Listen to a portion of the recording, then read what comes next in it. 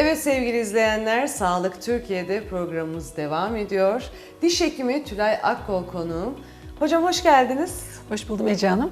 Sizi ağırlamak çok güzel her zaman olduğu gibi. Ben de misafir olmaktan büyük onur duyuyorum. Kalpten söylüyorum. Teşekkür ederim. Çok şıksınız ayrıca. Teşekkür ederim. Hocam ilk sorumla başlıyorum. Bize gelen tabii ki sorular doğrultusunda hazırladığımız soruları. Ağız ve diş sağlığı ertelenebilir mi yoksa acil tedaviler hemen yapılmalı mıdır? Çok güzel bir soru. Teşekkür ederim. Ağız ve diş sağlığı bakımı diyelim öncelikle. Muayenesi veya rutin kontrolleri kesinlikle ertelenmemeli. İş büyüdükten sonra işlem büyüyor, dişi kaybetme tehlikemiz oluyor. Artı maddi açıdan baktığınızda çok daha büyük maddi harcamalar yaparak bunu rehabilite, iyileştirme yapabiliyorsunuz. O yüzden her 6 ayda bir hiçbir rahatsızlığımız olmasa bile mutlaka rutin olarak bir diş hekimine, mutlaka herkesin diş hekimi vardır. Sadece kontrole gidilirse hastanın kendi açısından çok daha iyi olur. Peki evde gece diş ağrısı tuttu diyelim. Evet. Allah korusun, en korktuğum şeydir. Diş ağrısından kurtulmak için neler yapılmalıdır ya da neler yapılmamalıdır? Çünkü hani biliyorsunuz Türk insanında Evet. çareler tükenmez. Çok. Diş macunları Diş neler. macunu duymadım ama genelde hani alkol tutmak vesaire onları duymuştum eskiden. Allah çok şükür hani hiç yaşamamışımdır. Çok küçük çocukken falan yaşadığım olmuştur. Ama çok zor bir şey ya diş ağrısı. Evet. Çok. Çok yani gece Yani ben hele bir de gece tutarsa ne yapacak hasta? hissetmedim ama hastalarımdan yani şu ana kadar benim de başıma hiç gelmedi. Yani tabii biz diş hekimimiz rutin kontrollerimiz sürekli yapılıyor. Ama yapılmamalıdırdan başlayayım öncelikle. Aynen, neler yapılmamalıdır hocam? Biraz önce sizin de değindiğiniz gibi kesinlikle alkol ve türevi herhangi bir ilaç bu ne olursa olsun pamuğa işte eritilip veya işte pamuğa bandırılıp öyle diyeyim. Aynen, pamuğa Evet, bandırıyorlar. aynen. Onu Evet. dişin üzerine konuyor. Neden? Uyuştursun Evet, diye. o arada belki bir 5 dakikalık, yarım saatlik sizi çok geçici bir rahatlatma sağlayabiliyor. Ama onun etkisi geçtikten sonra oraya lokal olarak yaptığınız için diş etini bir kere yakıyor. Tabii. Oradaki yarayı yani çürüğü irite ettiği için oradaki sinir uçlarını geçici olarak belki uyutabiliyor ama bir yarım saat veya 15 dakika sonra ağrı 3'e 5'e katlanarak başlıyor. Çünkü diş eti de giriyor bunun içerisine bu sefer. Tabii. Ve iritasyon olduğu için ağrı daha da çok, dişin ağrısı daha çok artıyor. O yüzden veya işte herhangi bir ilacı, aspirin basma, işte karanfil yağı basma bunları Ay, duyuyoruz biz. Onları bak duymamıştım. Ben bunları duyuyorum. Bunları yani herhangi bir şekilde lokal olarak o bölgeye yabancı demeyeyim ama herhangi bir kimyasal veya doğal olduğunu inandığımız karanfil yağı da dahil olmak üzere bunları oraya pamuğa işte batırıp oraya lokal olarak uygulamamak gerekiyor. Geçici bir rahatlama olur, sonrasında çok daha büyük ağrılar geçirir. Zaten şu anda 7/24 çalışan resmi ya da gayri resmi bir sürü klinik var. Bu kliniklere gidip en azından bir reçete alıp yani hani o anda işlem yaptıramıyor olabilirsiniz veya başka bir durum olabilir. O yüzden en azından bir reçete alıp onunla ilacınızı kullanıp sistemik olarak ağrıyı o gecelik tekrar söylüyorum yani tamamı değil. Çünkü genelde ağrı geçince bizim insanımız diş hekimine gitmiyor. Gitmez. İlacın etkisi de ancak maksimum 10 gün kadar devam ediyor. 10 gün sonra ağrı tekrar başlıyor. Bu 20 yaş dişi de olabilir, çürük dişiniz de olabilir, çekim soketi de olabilir. Yani sadece ilaç içtim, ondan sonrasında ağrım artık geçti, bundan sonra bir daha beni rahatsız etmeyecek diye bir kural yok. Ben o zaman hastalarıma şöyle diyorum, o zaman eczacılar diş hekimi olurdu. Tabii. Böyle bir şey yok. O yüzden mutlaka yapmamamız gereken şey lokal olarak herhangi bir ilaç veya alkol türevi malzemeleri oraya basmamak. Peki ağrı kesici almayı öneriyorsunuz ama. Tabii. Ama ağrı kesici şöyle diyeyim, orada enflamasyon dediğimiz hafif bir iltihapik veya ödem durumu olduğu için zaten bu bir süre sonra baskı yapıp ağrımaya başlıyor diş. Sadece çok geçici bir süre ağrı kesici, anti-enflamatuar etkisiyle yaklaşık 2-3 saat bir rahatlama sağlayabilir. O yüzden çok şiddetli ağrılarda mutlaka antibiyotikle beraber ağrı kesici alınmasını tavsiye ediyoruz. Ama tabii ki bu da hadi eczaneye gittim herhangi bir antibiyotiği aldım değil. Hastanın kendi sistemine uygun alerji yapan, yapmayan herkese uygun bir antibiyotik vardır. Ona göre teşhis edilip mutlaka bir reçete doktor aracılığıyla yazılması lazım, gerekiyor. Neler yapılabilir, neler yapılamaz dedik. Hani neler yapılabilir peki? İşte Tamam, dediğim neler- gibi 7/24 çalışan resmi ve gayri resmi, yani gayri resmi değil mi, resmi ve özel olan klinikler var. Oraya başvurup ne yapılması, eğer acil müdahale de yapılabiliyor ama reçete yazdırmak istiyorsa bir doktor eşliğinde reçete edilip ilaçları alınıp veya o bölgede, o klinikte işlemleri yaptırabilir. Ama hani böyle kulaktan dolma bu tip şeyleri yapmak, işte dediğim gibi karanfil, alkol, bunlar çok yanlış. Evet. Peki çocuklara gelecek olursak, çocuklarda diş ağrısının sebepleri nelerdir? Ay daha bizim kızlara gelmedi çok şükür. 5 yaşında bizimki. Çok şükür. Bir tanesi düştü ama. Öyle Alttan mi? bir tane çıkarttık diş 5,5 yaşında.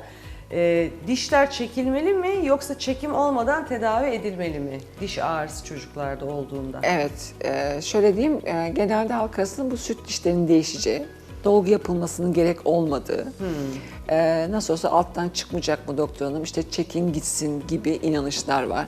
Mesela burada işte komple böyle çocukta böyle işte dişleri çürümüş bir ufak çocuğumuzun görüntüsü. Bunlar bizim klinikteki vaka fotoğrafları. Bu hasta, bu çocuk geldiğinde ön dişlerinin daha düşmesine vakit vardı. Bunların hepsinin dolgu yapılması gerekiyor. Neden? Eğer bu dişleri çok önceden çekmiş olursak biz, bu dişler alttan gelen daimi dişler, üstteki süt dişte süt diş ona rehber oluyor. Ona bakarak yolunu bulup ve oradan o düştükten sonra hemen akabinde gerçek diş çıkıyor.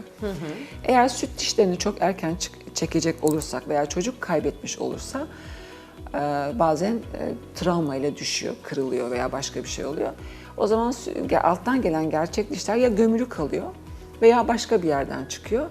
O zaman da ortodontik tedaviler devreye giriyor. Yani iş büyüyor. Mümkün olduğunca süt dişlerini düşme dönemine kadar yerinde tutmamız gerekiyor. Ön dişler işte 6 yaşında normali, 5 yaşında başlayanlar 6 yaşında başlıyor değişmeye. İşte 6, 7, 8, 9, 12 yaşa kadar arkazlara kadar devam ediyor.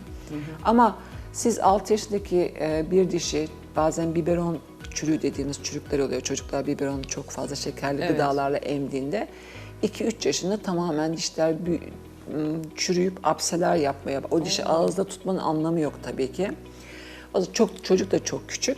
Böyle bir durumda eğer çekmek gerekirse, çok erken çekmek gerekirse mutlaka koruyucu protezler yapılıyor çocukta, yapılabildiği kadarıyla, yaşının el verdiği kadarıyla. O yüzden mümkün olduğunca proteze gerek kalmadan süt dişini ağızda tutmaya çalışıyoruz. Düşme, sürme yaşına kadar. Hangi yaştaysa. 12 yaş dişi mi çürüdü, arkada süt azısı mı çürüdü? Çocuk daha 9 yaşında mı? Mutlaka o dişe bir kanal tedavisi, bir dolgu. Veya eğer mecburuz, yani son dönemde geldi, artık yapılabilecek hiçbir şey yok. Eğer çekmiş isek de o bölgeye yer tutucu dediğimiz küçük protezler yapıp dişlerin o yeri kapatmamasını sağlıyoruz, yandaki dişlerin. Peki anestezi olarak ne uyguluyorsunuz çocuklara?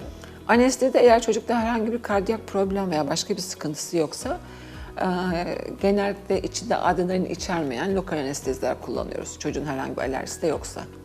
Anladım. Şu 2 tane yeğenim olduğu için çok ayrıntılı soruyorum. Tabii. Mesela bizim çocuğun dişi düşmeden alttan arkadan yol bulmuş, çıkmıştı. Onu da bizim yardımcımız fark etmişti. Hemen tabii biz götürdük, onu çektiler. O herhangi bir yamukluğa yol açar mı sonrasında yoksa kendi yolunu bulacak mı? Hayır, hemen eğer diş arkadan çıkıp, yani gerçek diş, arkadan süt dişi düşmediyse tabii hemen çekiyoruz. Sonrasında dilin baskısıyla o kendi, eğer yer varsa kendi yerine yerleşiyor. Çünkü hani hissedersiniz konuşurken alt dişlere çarpıyor dil. Evet. O çarptığı için o dil baskısıyla yerine yerleşiyor. Çok fazla itemiyor. Yüce Allah'ım öyle yaratmış ki önde de dudak baskısı var. Evet. O kadar güzel ortalıyor ki Çok o bölgede hiçbir şey olmuyor, yani tamamen ortalığı yerine yerleşiyor. Peki parmak emen çocuklarda diş yapısı çok bozulur mu? Tabii o büyük sıkıntı. Eğer parmak emme yaklaşık 4-5 yaşına veya daha sonrasına kadar devam ettiyse, yani ben hani yetişkin 18 yaşına kadar parmak emen çocukları görüyorum, yani büyüme ve gelişim dönemini tamamlamış ama hala parmak emiyor. O zaman kuş yüzü dediğimiz üst dişlerin ileri itildiği, alt dişin geride kaldığı, alt çenelerin geride kaldığı, daha sınıf 2 dediğimiz daha dişlek bir görüntü oluşuyor. Damak daha derin oluyor. Zaten alt parmak da çok ince oluyor. İnce. Evet. Yani bunlar büyüme ve gelişim döneminde geçtikten sonra hala parmak emme devam ediyorsa yüzde deformiteler oluşuyor tabii ki. Bizim 2 numaralı yeğenim 2 numara parmak emiyor ondan sonra. Kaç yaşında? 2 yaşında da. 2 yaş 3 ay. Yani ne kadar erken bırakılabilirse o kadar iyi ama Hiç emzik emmedi. Yani hiç emzik emmedi. Ama parmak Emzik yetiyor, yerine tek parmağı başına. seçti. Büyük olan yeğen de 4,5 yaşına kadar falan emzik emdi. 4 yaşa kadar falan. tamam 4 yaş yani tamam evet biraz fazla ama Fazla. yine sonuçta emziği bıraktıktan sonra çene hala büyüme ve gelişime devam ettiği için o kendi nasıl arkadan çıkan süt dişini dil öne itip tamamlıyor, dudakta öne oturtuyor. O büyüme ve gelişimi tamamladığı için o damaktaki çukurluğu, ileri itimi ve şeyi bahsetmedim, parmağın girdiği yer kadar biz O kapanış diyoruz. Dişler üst üste gelmiyor. O şeklinde bir açıklık oluyor. Parmak emildiği için. Tabii. Onlar 4-5 yaşına kadar emzik veya parmak emilen çocuklarda vücut onu tolere ediyor. Tekrar büyümeye başlıyor. O deformiteleri kapatıyor. Ama kız çocuklarında kesin olmamakla beraber gene işte herkes de aynı değil. Biz el bilek radyografisi çekip büyüme ve gelişimi tam bakıyoruz. 11 yaş ve 12 yaşından sonra bu hala devam ediyorsa bunun geri dönüşümü genelde olmuyor. O kapanış oluyor. Yani kapattığı zaman arkada dil görünüyor. Ön dişler birbirini kapatmıyor. Damak ileri oluyor. Alt çene daha geride duruyor. Ama parmak emmeyi nasıl bıraktıracaksın çocuğa? Hadi emziği kestin. Parmağı nasıl? Yani daha parmak zor. eme tamamen psikiyatristle alakalı. Yani onu psikologlar yönlendiriyor tabii ki.